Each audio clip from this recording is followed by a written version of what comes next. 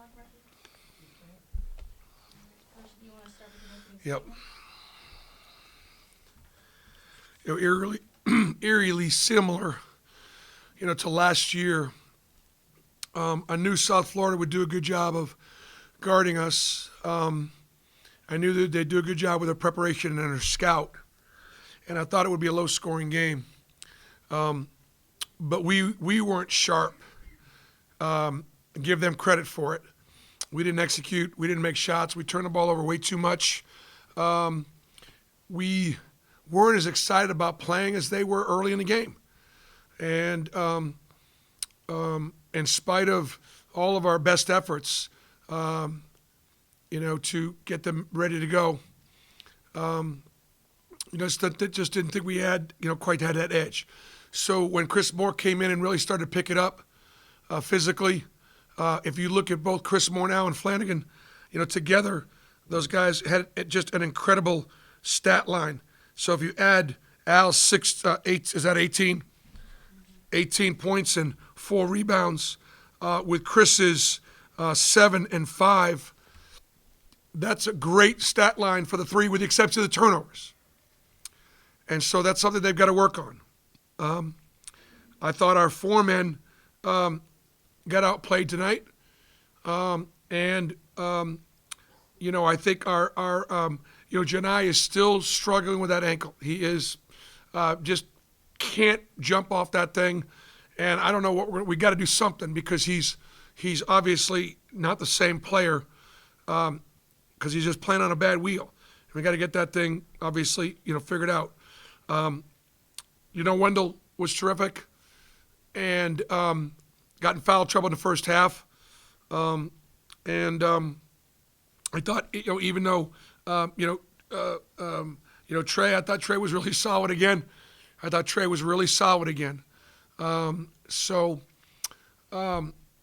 I said, the team, we got to get better.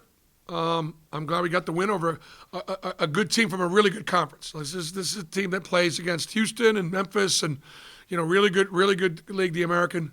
Glad to get the W.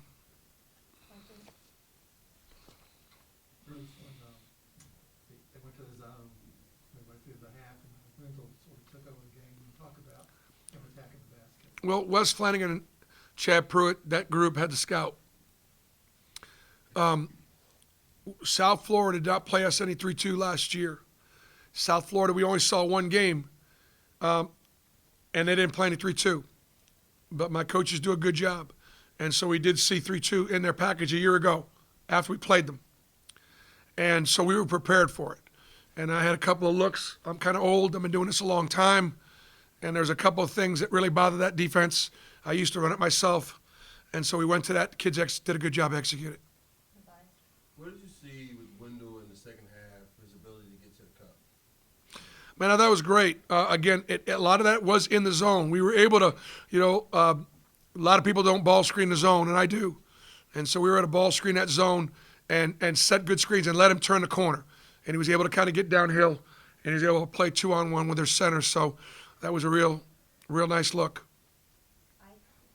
Coach Pearl, what was your message to the team at halftime? They had a really tough time shooting the ball in the first half. What was the message to them to try to get them back into the game? Well, I think we talked about the fact that I thought South Florida was the more excited team to play. And I thought they out-hustled us. They had 10 second-chance points. They were out-rebounding us. I challenged my players physically, and I thought they responded. Just didn't think we were physical enough in the first half. Yes, Bruce. The way Wendell Green sort of finished that game off, I think it was 12 of the final 13 points. What did you think about that? Did it remind you a little bit of Jalen Harper back in the day? Yeah, and you got to put the ball in your point guard's hands, let him go score, let him get fouled, and obviously that's what Wendell was able to do, and he had good command out there. He had good command, and defensively, he's not taking possessions off, which is huge. Coach, Keyshawn Bryant for USF came in the game 8 points shy of 1,000 points in his career. Was he the guy you kind of highlighted? And so, how do you think he handled it? Well, I mean, Keyshawn's a very talented player, and we knew that. We look, the starting five that he put out there was his biggest, strongest, most physical starting five, and they had real size out there, And when you play those big wings all together, and so Keyshawn is he missed his 3 balls, but he's been shooting the ball well, especially from the corners, and they did a good job. But they only had 7 assists, so our defense was good, and to hold those guys to 35%, 14% from 3, they missed some free throws. I mean, Auburn's defense was pretty good, and that's gonna be what's gonna have to carry us, because right now we're not really good offensively right now. Our defense is gonna have to carry us, and it did tonight. Richard? Coach, I know you can't talk specifically about players that may or may not have been visiting, but to get Jabari in here like you did last year and the caliber of players that you do have coming in here, what does it say about where the program has gone in your tenure that you get through this? Well, I think one of the things that I'm so very pleased about is just like tonight, it was sold out. It's the second game of the year. It's November, and we're selling games out. So, I'm grateful, and I promise you, I feel a real responsibility to keep trying to win championships. I'm working as hard as I possibly can, and partly because I just want to, to whom much is given, much is expected, and Auburn's given me so much, and our fans. I'm happy for our players that they get to play in this environment. And so anytime you bring prospects in, they get a chance to see the environment. Same thing over in Jordan-Hare. I guarantee you that the world of college football took notice that here in November, late in the year, with all that's going on with our football program, Auburn is selling out at home. That's sending a message to the world of college football, every prospect that's out there. That doesn't happen everywhere. It happens at Auburn. Well, that was a powerful statement.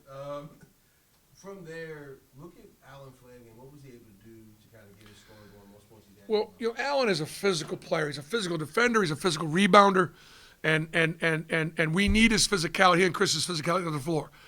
But when Alan gets his feet set and gets his shoulders square, he can really shoot the basketball. And so I'm very excited about the fact that he just looks so natural in that rhythm, but he can't turn the ball over 5 times. Ike? Coach Pearl, Dylan Carwell looked like he came up limping a couple of times in the game. Was it just cramps or what was going on? I think it was just cramps. And Dylan Carwell had a lot to do, with our win tonight. His effort and energy, his ability to block shots and rebound. He had 5 big blocks in there. I mean, Dylan Carwell was a factor. 2 more questions, Nathan? Bruce, I was going to ask you about Dylan now. 5 blocks in each of these games. He played less than 20 minutes in both of them. You talked last time about how you like that efficient role for him, trying to keep him fresh. Were you pleased with that again? Oh my God, 2 for 2, 3 for 4 for the lead, 5 blocks. Dylan for a man his size, he moves so very, very well. And so Dylan played very, very well. And his physicality in there, he had some loose balls, his 50-50 balls, got his hands on some traffic rebounds. Man, he was a man in there. Last question, Jeff? Or Brian Matthews? You good? Okay. Great, thank you guys.